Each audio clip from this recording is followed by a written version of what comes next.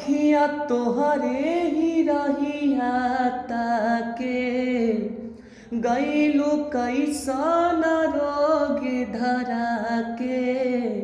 अखियाँ तोहरे ही रहिया ताके गईलू कैसन रोग धरा के। ई मिलन वाला मन तड़पे छन छन दिल लागे न हमारो कहीं ना। ओ साथी रे तेरे बिना भी क्या जीना।